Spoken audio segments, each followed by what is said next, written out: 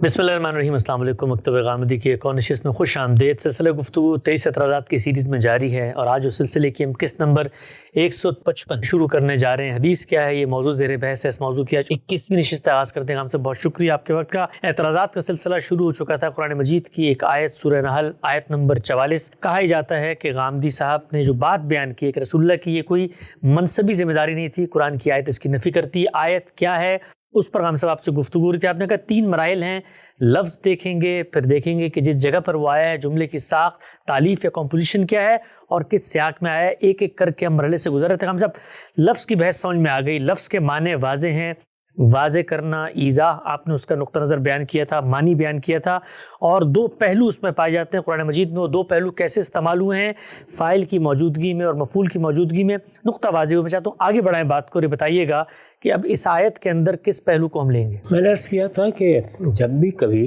कुरान मजीद को समझा जाएगा तो 3 ही मराहिल होंगे।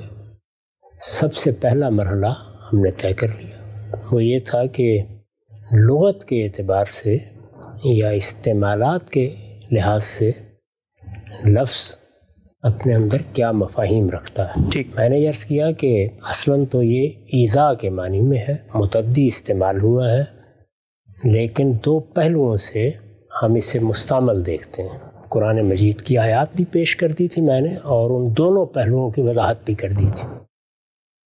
अब इससे कबल के आगे बढ़ा जाए, ये देख लेना चाहिए कि हमारे मुफस्सिरीन इसको किस तरह लेते हैं। यानी क्या वो इसी तरह दोनों पहलू बयान कर देते हैं, क्या वो कोई तरजीह कायम करते हैं। उनके यहाँ एक नुक्ता नज़र या एक ज़ाविया नज़र का इंतखाब किया गया है, क्या सूरत हाल है जी। इसके लिए मैं उम्महात तफसीर पेश करूँगा। ये आप जानते हैं कि इस इल्म के उम्महात में तबरी हैं, ज़मख़शरी हैं, अल-कश्शाफ के मुसन्निफ़, इमाम राज़ी हैं और फिर इब्न कसीर। तो हम तबरी से शुरू करते हैं। तबरी के बारे में ये आप जानते हैं कि वो अपनी राय भी बयान कर देते हैं और उससे पहले ताबईन के सहाबा के अगर कोई अक़वाल हों तो वो भी नकल कर देते हैं। तबरी में ये आयत यानी सूरह नहल की आयत 44 ज़ेर बहस आई है। उन्होंने ख़ास इस लफ्ज़ के बारे में एक ही राय नकल की है। यानी इससे ये अंदाज़ा होता है कि उनके ज़माने तक इस मामले में कोई इख्तलाफी बहस नहीं हुई। अच्छा, होती तो ज़ाहिर है कि सहाबा और ताबईन के अक़वाल की सूरत में वो उसको नकल करते और फिर अपने तरीक़े के मुताबिक वो ये बयान कर देते हैं कि उनके ख़्याल में क्या काबिल तरजीह है। इस तरह की कोई बात उन्होंने बयान नहीं की। वो लिखते हैं कि वअंज़लना इलैका ज़िक्र, हमने ये याद दहानी ए पैगम्बर तुम्हारी तरफ नाजिल की है। तो ये बयान करते हैं कि यहाँ लफ्ज़ ज़िक्र क्यों इस्तेमाल किया गया है। उसकी वजह बयान करते हैं कि कुरान मजीद लोगों के लिए तज़कीर का ज़रिया है। जिस तरह हम मुख्तलिफ़ वक्तों में तवज्जो दिलाते हैं कि कुरान मजीद नज़ीरल लिल आलमीन है, तो उन्होंने यहाँ लफ्ज़ ज़िक्र के इस्तेमाल की वजह बयान की। उसके बाद उस लफ्ज़ को लिया है लितुबय्यिना लिन्नास, यही ज़ेर बहस है जी। यानी लफ्ज़ तबीन ये किस मानी में है। तो देखिए वो कहते हैं कि लितुअर्रिफ़हुम मा उनज़िला इलैहिम मिन ज़ालिक, यानी जो जादहानी नाजिल की गई है उसमें जो चीज़ लोगों के लिए नाजिल की गई है उससे उन्हें वाकिफ़ करा दिया जाए, मुतारिफ़ करा दिया जाए, यानी वो बता दी जाए, उन तक पहुंचा दी जाए। तो ये तारीफ़, वाकिफ़ कराना, इल्म में ले आना, बता देना, बयान कर देना, पहुंचा देना, वही मफ़हूम ज़रूर लिया है। पहला पहलू। दूसरे मफ़हूम को उन्होंने ज़िक्र ही नहीं किया। अच्छा, यानी तबरी के यहाँ एक ही मुद्दा है वो उन्होंने बयान कर दिया। ये बहस ही नहीं की कि इसका एक दूसरा पहलू भी हो सकता है, यानी शरह वज़ाहत करने का, और उसमें अगर वो इंतखाब कर रहे हैं तो इंतखाब की वजह क्या है। ठीक, ये भी बयान नहीं किया कि इससे पहले जब वो तफसीर लिख रहे हैं तो ताबईन के यहाँ, तबा ताबईन के यहाँ या उनसे भी पहले सहाबा के यहाँ इस पर कोई बहस रही है। एक ही मुद्दा, एक ही लफ्ज़ से उसको ताबीर किया है اور یہ بتا دیا ہے کہ ان کے نزدیک یہ یہاں بیان کرنے کے معنی میں ہے، شرح و وضاحت کرنے کے معنی میں نہیں۔ ٹھیک۔ اس کے ساتھ یہ بات بھی واضح کر دی ہے کہ اس میں در حقیقت جس چیز کو بیان کرنا مقصود ہے وہ ہدایت ہے، یعنی قرآن مجید میں جو ہدایت اللہ کی بیان ہوئی ہے، اس میں عقائد بیان ہوئے ہیں، اس میں لوگوں کے لیے اللہ کی شریعت بیان ہوئی ہے، اللہ کے احکام بیان ہوئے ہیں، اوامر و نواہی بیان ہوئے ہیں، جو چیز لوگوں کی طرف نازل کی گئی ہے اس کو ان تک پہنچا دینا، اس سے ان کو واقف کرا دینا، یہ آیت کا مطلب ہے، یہ بیان کیا انہوں نے۔ اس کے بعد اب آپ آگے بڑھیے اور دیکھیے کہ زمخشری اس کو کس طرح بیان کرتے ہیں۔ زمخشری یعنی صاحب کشاف، جی، وہ یہ کہتے ہیں کہ ما نزل علیہم سے اس کو دیکھنا چاہیے، چنانچہ لفظ تبین پر انہوں نے کچھ نہیں لکھا، اچھا، بلکہ اس کو سامنے رکھ کے ما نزل علیہم کیا ہے، اس کا مفعول، جی، لتبین للناس ما نزل علیہم، جو چیز ان کی طرف نازل کی گئی ہے اس کی تبیین کر دی جائے، یہی مدعا ہے آیت کا، تو وہ اس کو بیان کر رہے ہیں۔ کہتے ہیں یعنی ما نزل اللہ الیہم فی الذکر، یعنی ایک تو انہوں نے راجے کو کھول دیا ہے اور یہ بتا دیا ہے کہ ما نزل اللہ علیہم میں قرآن مراد نہیں ہے، بلکہ قرآن مجید میں جو اللہ کی ہدایت بیان ہوئی ہے، کانٹینٹ اس کا، یہ کم و بیش وہی چیز ہے جو طبری نے بیان کیا، یعنی اس کے مشمولات۔ ظاہر ہے قرآن کے مشمولات کیا ہیں یا اس کا کانٹینٹ کیا ہے، اللہ کی ہدایت، خواہ وہ عقائد میں ہے، خواہ وہ شریعت کے معاملے میں ہے، اخلاقیات میں ہے، دین کے احکام میں ہے، اوامر و نواہی میں ہے، وعد و وعید میں ہے، یعنی وہ ہدایت جو اللہ تعالیٰ کی قرآن میں بیان ہوئی ہے اس کو پیغمبر پہنچا دیں، وہ یہ معنی اس کے لے رہے ہیں۔ کہتے ہیں یعنی ما نزل اللہ الیہم فی الذکر، ذکر تو پیچھے قرآن مجید کو کہا گیا نا، انا انزلنا الیک الذکر، ہم نے یہ یاد دہانی، تو کہتے ہیں اس یاد دہانی میں اللہ تعالیٰ نے اپنی جو ہدایت نازل کی ہے وہ ہدایت کی آگے تشریح کرتے ہیں، مما امروا بہ ونہوا عنہ ووعدوا واوعدوا، یعنی وہ چیزیں جن کا انہیں حکم دیا گیا ہے، جن کو انہیں کرنے کے لیے کہا گیا ہے، جن سے ان کو روکا گیا ہے، جن کا ان سے وعدہ کیا گیا ہے یا بشارت دی گئی ہے، جن سے ان کو ڈرایا گیا ہے یا وعید سنائی گئی ہے، تو یہ انہوں نے گویا اس کانٹینٹ کو بیان کیا ہے۔ قرآن مجید یہی ہے، وعد ہے، وعید ہے، امر ہے، نہیں ہے، یعنی اس کے انذار کے پہلو کو بھی لے لیا ہے اور اس میں جو اللہ تعالیٰ کی شریعت یا اس کے احکام یا اس کی ہدایت بیان ہوئی ہے اس کو بھی لے لیا ہے اور سب کو بیان کر دیا اور یہ کہا ہے کہ یہ ہے مراد۔ تبیین کے لفظ کے بارے میں کچھ نہیں کہا۔ اچھا، میں آگے چل کر جب وہ تحلیل آپ کے سامنے رکھوں گا جو ابن عاشور نے کی ہے تو یہ واضح ہو جائے گا کہ وہ بھی اصلاً اسی معنی میں لے رہے ہیں جس معنی میں تبری لے رہے ہیں، یعنی اگر شرح و وضاحت کا مفہوم ہوتا تو نہ وہ اس طرح سے اگلی بات کو بیان کرتے اور پھر یہ کہتے کہ شرح و وضاحت کا کیا پہلو ہے، جی یہاں پیش نظر ہے جیسے کہ آپ دیکھیں گے۔ ٹھیک، تو یہ زمخشری کا نقطہ نظر تھا، تبری کا میں نے بیان کر دیا۔ اس کے بعد اب امام رازی کو دیکھ لیجئے۔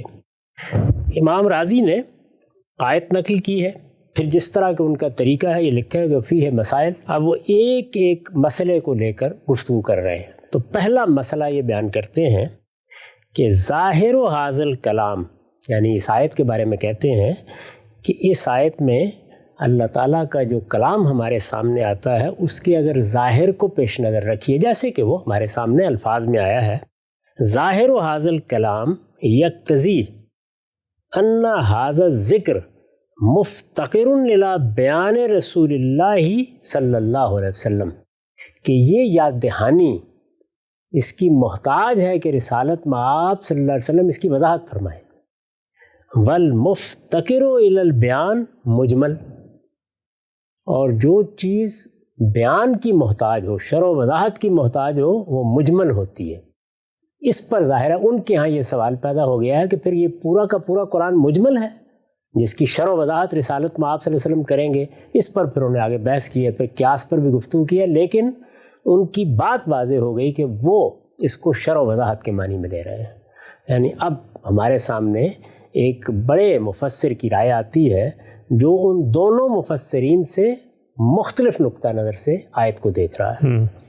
جب اس کو آپ اس معنی میں لے لیتے ہیں کہ شرح و وضاحت کرے گا، قرآن مجید کے اجمال کو تفصیل میں بدل دے گا، یہ بتا دے گا کہ اس میں کیا چیز مضمر ہے، تو یہ گویا وہی مفہوم ہے جس کے لیے آپ نے ترجمہ پڑھا تھا کہ تشریح اور توضیح کرے گا جی۔ چنانچہ اب آخر میں ابن کثیر کو بھی دیکھ لیجیے، انہوں نے اسی بات کو نہایت وضاحت کے ساتھ لفظوں میں بیان کر دیا ہے۔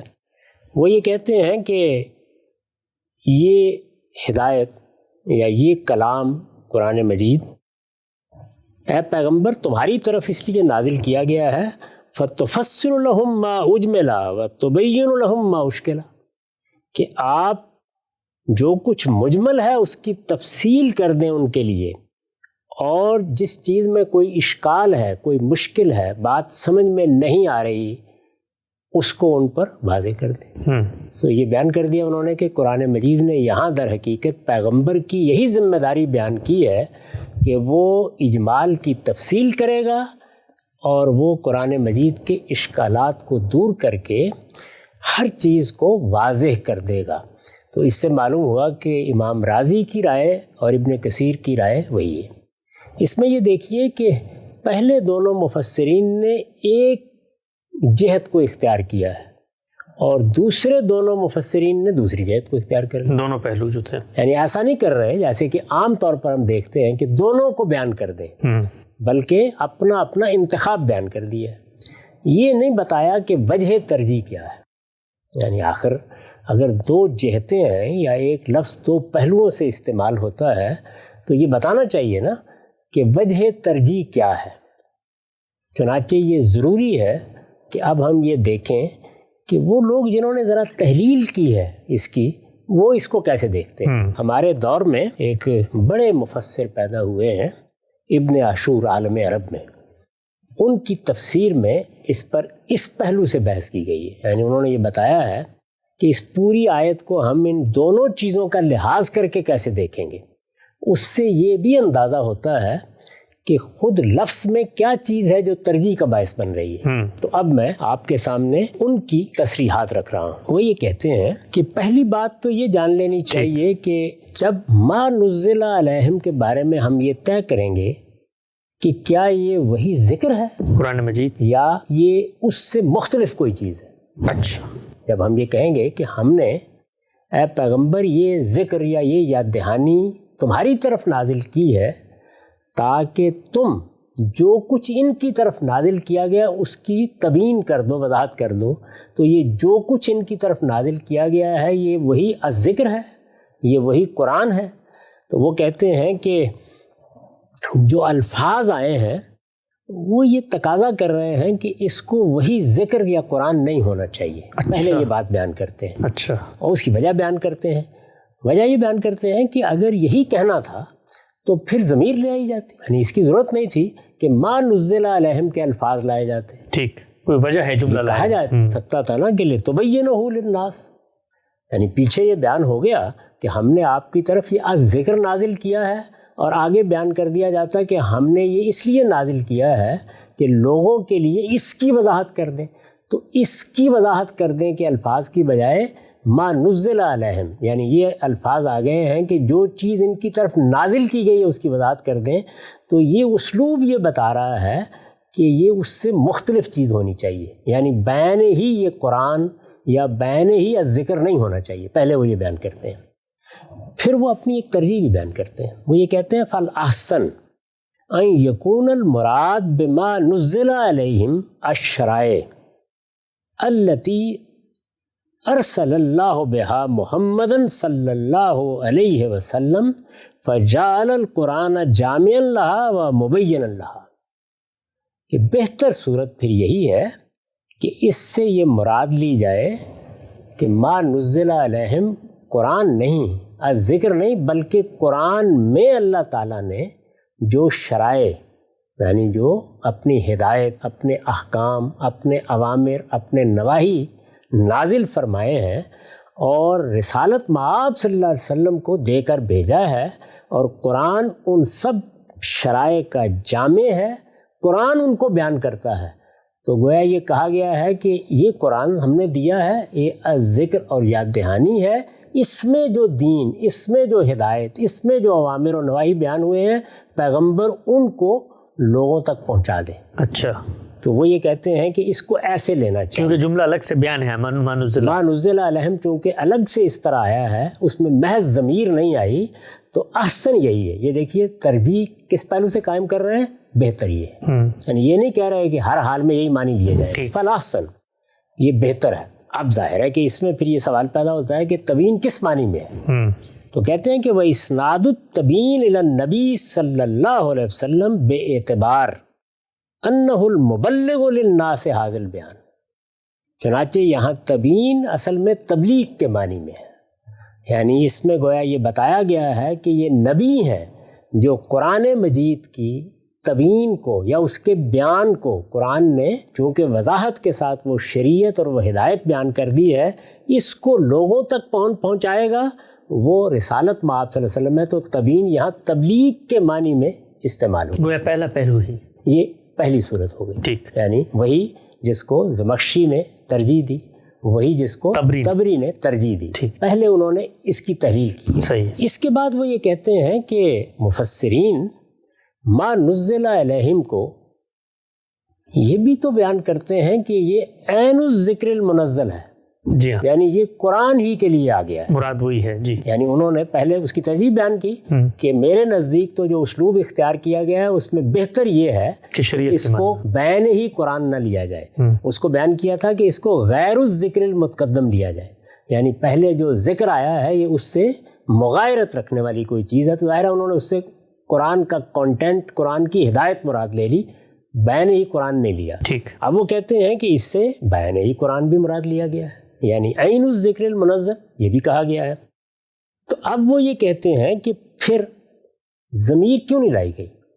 تو اس کی وجہ وہ یہ بیان کرتے ہیں کہ پہلے حصے میں یہ بتانا مقصود تھا کہ یہ ذکر براہ راست پیغمبر کو دیا گیا ہے۔ دیکھیے الفاظ کیا ہیں، انا انزلنا الیک ھذا الذکر یا انا انزلنا علیک الذکر، یعنی پہلے یہ بیان کیا گیا ہے کہ براہ راست تو پیغمبر کو دیا گیا ہے، اب پیغمبر کی وساطت سے یہ آگے لوگوں کو ملا ہے، تو اس لیے ما نزل علیہم کے الفاظ کو دہرا کر یہ بتانا مقصود ہے۔ ٹھیک، انہوں نے ایک وجہ بیان کی، یعنی پہلے جو انہوں نے یہ کہا تھا کہ ضمیر ہی کیوں نہیں لائی گئی، تو یہاں یہ بتایا ہے کہ اگر یہ تفسیر کرنی ہے تو پھر ماننا پڑے گا کہ اس میں یہ پیش نظر ہے، ٹھیک ہے، یعنی پہلے یہ بتانا مقصود تھا کہ یہ پیغمبر کی طرف مباشرتاً آیا ہے، براہ راست آیا ہے، اور اب یہ بتانا مقصود ہے کہ پیغمبر کی وساطت سے اب اس کا ابلاغ ہونا ہے، ٹھیک ہے، دوسرے لوگوں تک اس کو پہنچنا ہے۔ تو کہتے ہیں کہ اگر اس پہلو سے لوگ ہوئے تو فالمراد بالتبیین علی ھذا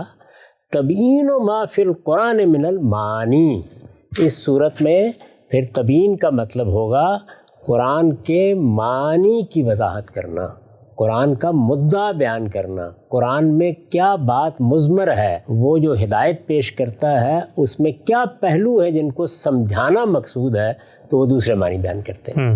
یعنی یہ انہوں نے تحلیل کی کہ اگر آپ اس کو قرآن ہی کے ہم معنی لیں گے، ما نزل الیہم کو، یعنی جو مفعول آیا ہے فعل کا، اس کو قرآنی کے معنی میں لیں گے تو بہتر یہ ہے کہ پھر اس کو شرح و وضاحت کے معنی میں لے لیں، اور اگر آپ اس کو قرآن کی ہدایت کے معنی میں لیں گے تو پھر بہتر یہ ہے کہ تبیین کو یا اس فعل کو آپ بیان کرنے، تبلیغ کرنے، پہنچا دینے، واقف کرا دینے کے معنی میں لے لیں۔ اس ساری بحث کو آپ نے ہمارے علماء تفسیر نے جس طرح بیان کیا دیکھ لیا، ٹھیک، لٹریچر ریویو ہو گیا، یعنی ہم نے یہ دیکھ لیا، لیکن دیکھنے کے بعد بھی زیادہ سے زیادہ یہ کہہ سکتے ہیں کہ ایک ذوقی ترجیح سامنے آتی، جی ہاں، کوئی سائنٹیفک وجہ سامنے یعنی آئی، یہ نہیں معلوم ہوتا کہ اب فیصلہ کن ہو گیا معاملہ، ہم ان میں سے کسی ایک چیز کا انتخاب کر سکتے ہیں، بلکہ یہ دونوں چیزیں جس طریقے سے ابن عاشور نے بیان کی ہیں تو ایک پڑھنے والا کہہ سکتا ہے کہ میرا رجحان یہ ہے کہ یہ بہتر ہے، دوسرا کہہ سکتا ہے میرا رجحان یہ ہے کہ یہ بہتر ہے۔ گویا جو جملوں کی تالیف ہے اس میں آپ اپنے ذوق کے لحاظ سے انتخاب کر کے فل احسن جیسے انہوں نے الفاظ استعمال کیے ہیں اسی طرح کا کوئی لفظ استعمال کر سکتے ہیں، لیکن دونوں پہلو واضح ہو گئے، یعنی یہ متعین ہو گیا کہ ہم نے جو اس کے لغت سے معنی سمجھے تھے اور جن دو جہتوں کو سمجھا تھا وہ جہتیں پوری طرح ہمارے علم تفسیر میں ملحوظ ہیں۔ یہ واضح ہو گیا کہ پہل لوگوں نے اس کو اسی مفہوم میں لیا ہے، یعنی بیان کرنا، بات کو پہنچا دینا، اس کی تبلیغ کرنا، لوگوں کو اس سے واقف کرا دینا۔ چنانچہ دو بڑے مفسرین اسی کو بیان کرتے ہیں، وہ دوسری رائے کا ذکر ہی نہیں کرتے، اور بعد میں دونوں بڑے مفسرین دوسری رائے کا ذکر کرتے ہیں، وہ پہلی کو بیان ہی نہیں کرتے۔ یعنی یہ واضح ہو گیا انتخاب کیا رہا ہے اور کس طریقے سے لوگوں نے ترجیح دی ہے، لیکن وجہ ترجیح کیا ہے۔ ابن عاشور کے تجزیے سے معلوم ہوا کہ زیادہ سے زیادہ یہ کہا جا سکتا ہے کہ ایک شخص اگر اس کلام کو تالیف میں دیکھے گا تو اپنے رجحان کے لحاظ سے ایک چیز کو ترجیح دے سکتا ہے۔ اسی وجہ سے ہم یہ دیکھتے ہیں کہ پھر بعد کی صدیوں میں ائمہ اصول اس آیت پر بحث کر رہے ہیں، بہت سے دوسرے اہل علم اس کو پیش کر رہے ہیں، تو عمومی اتفاق ہو گیا کہ یہ شرح و وضاحتی کے معنی میں لی جانی چاہیے، یہاں تک کہ یہ بنائے استدلال بن گئی، جس طرح کہ اس کو آپ نے بھی پیش فرمایا کہ یہ تو قرآن مجید میں رسالت مآب صلی اللہ علیہ وسلم کا منصب بیان کر رہی ہے۔ اب میں اس جانب آگے بڑھتا ہوں کہ جب لفظ فیصلہ نہیں کر سکا، لفظ کی بحث ہم نے پچھلی نشست میں کر لی تھی، وہ دونوں میں کیا ترجیح دینی ہے اس کا فیصلہ نہیں کرتا، دونوں چیزیں برابر کی سطح پہ موجود ہیں، دونوں کو علماء لغت تسلیم کرتے ہیں، دونوں کے نظائر قرآن مجید میں ہیں، دونوں کو قرآن مجید کی آیات کے حوالے سے بھی واضح کیا جا سکتا ہے، یعنی لفظ میں کوئی ایسی چیز نہیں ہے کہ وہ ترجیح بیان کی جا سکے۔ اس کے بعد ہم نے یہ بھی دیکھ لیا کہ جب جملے کو سمجھنے کا عمل شروع ہوا ہے تو اس میں بھی اپنے ذوق کی بنیاد پر کسی ایک پہلو کا انتخاب تو ضرور ہوا ہے، لیکن ایسی کوئی وجہ ترجیح جو فیصلہ کر دے وہ ہمارے سامنے نہیں آ سکی۔ یہی وہ مقام ہوتا ہے جب ہمارے اصول کے مطابق پھر آپ کو سیاق و سباق کو دیکھنا چاہیے۔ اچھا، یعنی پہلی چیز کیا تھی؟ لفظ۔ دوسری کیا تھی؟ جملے کی تعریف، کمپوزیشن۔ جملے کی تعریف جو کچھ رہنمائی کر سکتی تھی اس کا خلاصہ میں نے آپ کے سامنے ابن عاشور کی تفسیر میں لوگوں کی تفاسیر میں رکھ دیا ہے، اور ابن عاشور نے جس طرح تجزیہ اور تحلیل کی ہے اس کو بھی رکھ دیا ہے۔ اب میں یہ عرض کر رہا ہوں کہ پھر سیاق و سباق کی طرف رجوع کرنا چاہیے، یعنی کیا سیاق و سباق بھی ہمیں اسی جگہ چھوڑ رہا ہے کہ آپ چاہیں تو وہ مدعا مراد لے لیں، چاہیں تو وہ مراد لے لیں، یا سیاق و سباق یہاں فیصلہ کن ہو رہا ہے؟ تو آیت کی طرف رجوع کیجئے۔ آیت ہم نکالتے ہیں، وہی آیت 44۔ ایک مرتبہ پھر آیت کو سنیے۔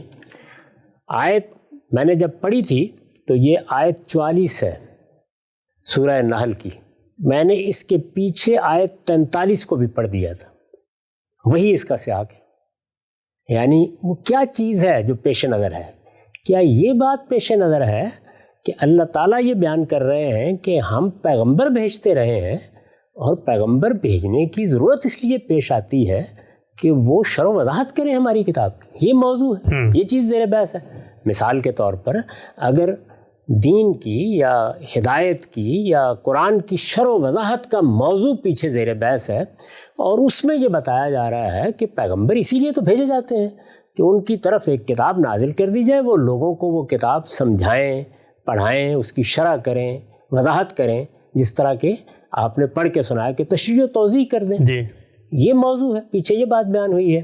آپ دیکھیے یہ سرے سے زیر بحث ہی نہیں ہے۔ اچھا، یعنی جب آیت کو اس کے سیاق میں رکھ کے آپ دیکھتے ہیں تو معلوم ہوتا ہے کہ یہ یہاں پہ موضوع بحث ہی نہیں ہے، یعنی بات اس پر نہیں ہو رہی کہ پیغمبر اس لیے بھیجے جاتے ہیں کہ وہ اللہ کی کتابوں کی شرح و وضاحت کریں۔ موضوع یہ زیر بحث ہے کہ مخاطبین یہ کہتے ہیں کہ ہماری طرف فرشتے کیوں نہیں آتے یہ پیغام لے کے۔ اچھا، یہ چیز زیر بحث ہے، پیچھے سے اگر آپ پڑھیں فرشتے کیوں نہیں آتے؟ یعنی جب وہ محمد صلی اللہ علیہ وسلم کی طرف آ سکتے ہیں یا دوسرے پیغمبروں کی طرف آ سکتے ہیں تو فرشتے آئیں، اور وہ آپ کے پاس آ گئے ہیں، ہمارے پاس آئیں اور ہم تک اللہ کی کتاب پہنچا دیں۔ یہ سوال ہے یا اعتراض ہے یا احمقانہ مطالبہ کہیے، یہ مخاطبین کی طرف سے پیش کیا جا رہا ہے۔ اس کے جواب میں قرآن مجید کیا کہتا ہے؟ انہیں اصرار ہے کہ ان کے لیے فرشتے بھیجے جائیں۔ یہ پیچھے سے کلام کا ربط ہے. جی. حقیقت یہ ہے کہ تم سے پہلے بھی ہم نے آدمیوں ہی کو رسول بنا کر بھیجا تھا. اچھا. یعنی موضوع یہ ہے کہ اس سے پہلے بھی اگر رسول آئے ہیں تو آدمی آئے ہیں, انسان ہی تھے وہ. یعنی فرشتوں کو ہم نے رسول بنا کر نہیں بھیجا. اس سے پہلے بھی ہم نے آدمیوں ہی کو رسول بنا کر بھیجا تھا جن کی طرف ہم وحی کرتے رہے. وما ارسلنا من قبلک الا رجالا نوحی الیہم. فرمایا فَاسْأَلُوا اہل الذکر ان کنتم لا تعلمون. سو اگر تم لوگ نہیں جانتے تو ان سے پوچھ لو جو اس سے پہلے یاد دہانی والے ہیں. یعنی اس درجے میں یہ موضوع زیر بحث ہے کہ اللہ کا پیغام لے کے کون آتا رہا ہے, فرشتے یا انسان. تو فرمایا کہ اس سے پہلے اہل کتاب موجود ہے, یہود موجود ہے, نصارہ موجود ہے, ایک پوری تاریخ موجود ہے. پوچھو ان سے کون لے کے آتا رہا ہے, تو تمہیں اس کا جواب یہی ملے گا کہ انسان ہی لے کے آتے رہے ہیں. یعنی پیغمبروں کا انتخاب ہمیشہ انسانوں ہی میں سے کیا گیا ہے. اور ان کو کیا چیز دے کے بھیجی جاتی ہے؟ ہم نے ان کو دلائل کے ساتھ اور کتابیں دے کر بھیجا تھا. یعنی پیغمبر ہی آئے تھے, پیغمبروں ہی کو وہ دلائل بتائے گئے جن کی روشنی میں انہوں نے اپنی دعوت پیش کی اور ان کو کتابیں دی گئیں. یہی ہمارا طریقہ رہا ہے. اب یہ طریقہ بیان کرنے کے بعد وہ آیت آتی ہے. کیا ہے آیت؟ وَأَنزَلْنَا إِلَيْكَ الذِّكْرَ لِتُبَيِّنَ لِلنَّاسِ مَا نُزِّلَ إِلَيْهِمْ. اور اب یہ یاد دہانی ہم نے تمہاری طرف بھی اسی لیے اتاری. اچھا. یعنی اب تمہارا انتخاب کیا ہے تو وہ بھی اسی مقصد سے کیا ہے جس سے اس سے پہلے ہم انتخاب کرتے رہے ہیں کہ ہمارا پیغام تمہارے اندر سے لوگ منتخب کیے جائیں گے اور وہ پہنچائیں گے. تمہارا انتخاب بھی اسی اصول پر ہوا ہے اور ان کی ذمہ داری کیا تھی؟ ہماری بات پہنچانا. رسول تھے وہ, تمہاری ذمہ داری بھی یہی ہے. تو اب یہ دیکھیے بالکل سیاق نے واضح کر دیا کہ یہاں یہ بیان کرنے, پہنچانے, لوگوں کو واقف کرا دینے کے مفہوم میں ہے. پھر سنیے, انہیں اصرار ہے کہ ان کے لیے فرشتے بھیجے جائیں. حقیقت یہ ہے کہ تم سے پہلے بھی ہم نے آدمیوں ہی کو رسول بنا کر بھیجا تھا جن کی طرف ہم وحی کرتے رہے. سو اگر تم لوگ نہیں جانتے تو ان سے پوچھ لو جو اس سے پہلے یاد دہانی والے ہیں. ہم نے ان کو یعنی ان پیغمبروں کو دلائل کے ساتھ اور کتابیں دے کر بھیجا تھا. اور اب یہ یاد دہانی ہم نے تمہاری طرف بھی اے پیغمبر اسی لیے اتاری ہے کہ تم ان لوگوں کے لیے اس چیز کو بیان کر دو جو ان کی طرف نازل کی گئی ہے. یہ سیاق ہے. تو آپ دیکھیے کہ سیاق نے بالکل واضح کر دیا کہ اللہ تعالیٰ یہاں پہ بیان کرنے, پہنچانے, اس چیز کے بلاغ کے مفہوم میں یہ فعل استعمال کر رہے ہیں. شرح و وضاحت یہاں موضوع ہی نہیں ہے. اس میں اگر کوئی کسر رہ گئی تھی تو اس کے بعد جو الفاظ آئے ہیں انہوں نے اس کو بھی پورا کر دیا. فرمایا وَلَعَلَّهُمْ يَتَفَكَّرُونَ, تاکہ وہ غور کر کے اس کو سمجھیں. وہ لوگ غور کر کے اس کو سمجھیں. اگر غور و فکر کا عمل پیغمبر نے کرنا تھا, اگر پیغمبر نے یہ سب کام کر کے ان کے ہاتھ میں پکڑا دینا تھا تو پھر آگے جو الفاظ آئے ہیں وہ موضوع ہی نہیں رہتے. تو سیاق کو دیکھ لیجئے, سباق کو دیکھ لیجئے, وہ ہمارے طریقے پر بالکل فیصلہ کن ہو جاتا ہے کہ یہاں لفظ تبیین, شرح, وضاحت اس مفہوم میں نہیں آیا. یہ بیان کرنے اور پہنچا دینے کے معنی میں آیا ہے. اب خاتمہ کلام کے طور پر میں اس میں امام فراہی کا نقطہ نظر آپ کے سامنے رکھ دیتا ہوں. اس سے پہلے ہم سب کے مولانا فراہی کیا کہتے ہیں, ایک چھوٹا سا نقطہ واضح کیجیے گا. یہ سارے مفسرین جس چیز پر کلام کر رہے تھے کہ یہ الگ سے ما نزل الیہم یہ جملہ کیوں آیا, صرف ضمیر ہی کافی تھی اور اس پہ انہوں نے ترجیحات بتائیں. آپ کے نزدیک ضمیر نہ لانے اور یہ ما نزل الیہم کا یہ جملہ لانے, اس سے کیا فائدہ ہوا؟ میرے نزدیک وہی مدعا مراد ہے جو زمخشری نے بیان کیا, طبری نے بیان کیا اور جس کو خود ابن عاشور نے بھی ترجیح دی ہے. یعنی یہاں ما نزل علیہم الذکر کے لیے نہیں ہے, اچھا, بلکہ قرآن مجید کی ہدایتی کے لیے ہے. یعنی یہ یاد دہانی اتار دی گئی ہے. اب اس میں اللہ کا دین بیان ہو گیا ہے, اس دین کو آپ پہنچا دیں. اب یہ دیکھیے کہ اس میں جو چیز کہی جائے گی وہ قرآن کی صورت میں بھی پڑھ کر سنا دی جائے گی اور عمل کر کے بھی دکھا دی جائے گی. اور اگر کسی چیز کے باب میں کوئی اجمالی ہدایت دی گئی ہے, جیسے ہم بہت دفعہ وضاحت کر چکے ہیں کہ دین ابراہیمی کی پیروی کی جائے گی, تو پوری سنت بھی رسالت میں آپ صلی اللہ علیہ وسلم سکھا دیں گے. تو یہ اصل میں دین کو پہنچانا, دین کا ابلاغ کرنا ہے. لہٰذا یہاں راجے جس طرح کے زمخشری نے اس کو واضح کیا ہے, حذف ہو گیا ہے. پوری بات یوں ہے کہ ما نزل الیہم فیہ، اچھا، ہم نے یہ یاد دہانی تمہاری طرف ہے پیغمبر اس لیے نازل کی ہے، اسی لیے نازل کی ہے کہ جو چیز اس میں ان کی طرف نازل کی گئی ہے وہ آپ ان کے سامنے بیان کر دیں، اس کو پہنچا دیں۔ تو ہمارے نزدیک بھی ترجیح یہی ہے۔ میں نے اس کو اس لیے بیان نہیں کیا تھا کہ اس وقت ہم جس چیز پہ گفتگو کر رہے ہیں وہ لوگوں کے سامنے پوری طرح۔ ایک اور سوال، غام صاحب، یہ جو ترجیح آپ نے بیان کی کہ اس کے اندر، یعنی یہ جو ما نزل الیہم ہے، اس سے پورا کا پورا ذکر مراد نہیں ہے بلکہ اس کے اندر ہدایت ہے، تو پیچھے سیاق تو ابھی آپ نے بیان کیا کہ وہاں پر تو بحث ہی ہو رہی ہے کہ فرشتے لاتے ہیں یا بندے لاتے ہیں، تو بندہ جب لاتا ہے تو اس میں آگے اس چیز کی وضاحت کی کیا ضرورت ہے؟ وہ تو سیدھی سیدھی بات ہونی چاہیے، پہلے لوگ ذکر لاتے تھے، ہم نے بھی اس کو ذکر کیا تاکہ تم تک پہنچا دے، تو اب یہ پہنچانے میں اس ذکر کا وہ پورا کا پورا ذکر شامل نہیں، آگے یہ الگ کرنے کی ضرورت کیا ہے سیاق کی روشنی؟ پیچھے بھی یہی بات بیان ہو رہی ہے کہ جو ہدایت ان کو دی گئی ہے، جو پیغام لے کے پیغمبر آئے ہیں، وہ یہ کہتے ہیں کہ یہ ہدایت ہم تک اگر پہنچانی تھی تو کوئی فرشتہ لے آتا اس کو۔ تو فرمایا کہ ہم اس سے پہلے بھی پیغمبروں ہی کا انتخاب کرتے ہیں اور انسانوں میں سے کرتے رہے ہیں، اسی طرح ان کو دلائل اور اسی طرح کتابیں دیتے رہے ہیں، اور ان کے پیش نظر بھی یہی تھا کہ وہ جا کر ہماری یہ ہدایت تم تک پہنچا دیں۔ اس پیغمبر کو اپنے اسی منصب پر فائز کیا ہے کہ ہماری ہدایت تم تک پہنچا دے، اس ہدایت پر غور تم نے کرنا ہے، اس میں اگر کوئی سمجھنے کی چیز ہے تو تمہیں سمجھنی ہے، محل تدبر ہے تو یہ تمہارے لیے ہے، محل تفکر ہے تو یہ تمہارے لیے۔ ٹھیک بات، تو اس ساری بات کو اسی سیاق میں بیان کیا گیا ہے، اس بحث سے اس پر کوئی اثر نہیں پڑتا، یہ بات ابن عاشور نے بھی واضح کر دی ہے۔ اس کے بعد دیکھیے کہ امام فراہی اس کو کیسے بیان کرتے ہیں۔ یہ ساری چونکہ پس منظر کی بحث میں نے کر دی ہے، تو اب ہم صرف ان کی عبارت پڑھیں گے اور اس کی وضاحت کر دیں گے۔ یہ تعلیقات سے میں پڑھ رہا ہوں، اور سورہ نحل کی یہ آیت زیر بحث ہے۔ پہلے انہوں نے آیت نقل کی ہے، لِتُبَيِّنَ لِلنَّاسِ مَا نُزِّلَ إِلَيْهِمْ، یہی آیت ہے۔ کہتے ہیں المراد من التبین ہا ہونا هو البلاغ المبین، یہاں تبین سے مراد کیا ہے؟ بلاغ المبین، یعنی بات کو پوری وضاحت کے ساتھ پہنچا دینا۔ اب دیکھیے بلاغ المبین، اس سے انہوں نے فعل استعمال کیا گیا، تبین اس کو بھی واضح کیا ہے، یعنی مطلب یہ ہے کہ یہ فعل کیوں استعمال کیا گیا، تبلیغ کا فعل کیوں نہیں استعمال کیا گیا، تاکہ یہ بتا دیا جائے کہ کوئی کسر نہ چھوڑی جائے پہنچانے میں، اس کو پہنچا دیا جائے۔ پھر وہ آگے اس کی دلیل دیتے ہیں۔ ظاہر ہے کہ انہوں نے ایک معنی بیان کیے ہیں، کہتے ہیں کما جا فی سورت آل عمران، وہی آیت جو میں نے پیش کی تھی، یاد ہوگا آپ کو، وَإِذَا أَخَذَ اللَّهُ مِيثَاقَ الَّذِينَ أُوتُوا الْكِتَابَ لَتُبَيِّنُنَّهُ لِلنَّاسِ وَلَا تَكْتُمُونَهُ، وہی آیت ہم اس پر بحث کر چکے ہیں، یعنی آیت 187 کہ یہاں یہ کتمان کے مقابلے میں آیا ہے، اور اسی مفہوم میں آیا ہے جس میں یہ آیت 187 میں آل عمران میں استعمال ہوا ہے، یعنی چیز کو بیان کر دینا، اس کو لوگوں تک پہنچا دینا۔ مزید وضاحت کرتے ہیں وَلَيْسَ الْمُرَادُ بِهِ الشَّرْحُ وَالتَّفْسِيرُ، یہاں اس سے شرح و تفسیر مراد نہیں ہے، وہ تشریح و توضیح وضاحت کرنا یہ یہاں مراد ہی نہیں ہے۔ مزید کہتے ہیں فَإِنَّ ذَلِكَ، اس لیے کہ شرح کرنا، تفسیر کرنا، فَإِنَّ ذَلِكَ لَمْ يَكُنْ فَرْضًا عَلَى النَّبِي صلی اللہ علیہ وسلم، یہ چیز نبی صلی اللہ علیہ وسلم کا کوئی فریضہ نہیں تھی، یعنی آپ کا فریضہ کیا تھا؟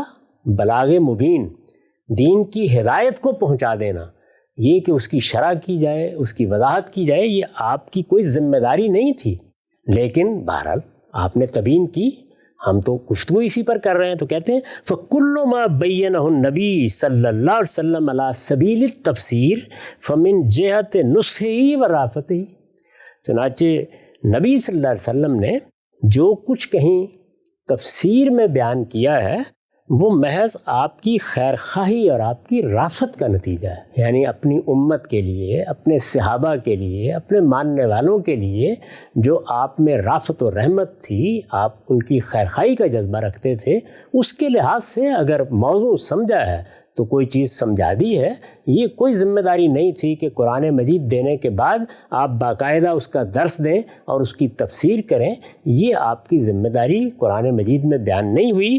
اس آیت میں بھی شرح و تفسیر مراد نہیں ہے، بلاغ مبین مراد ہے۔ تو وہی بات جس کے میں نے آپ کے سامنے وجوہ بیان کی ہے، وجوہ ترجیح، انہوں نے اس کو پوری وضاحت سے بیان کر دیا ہے۔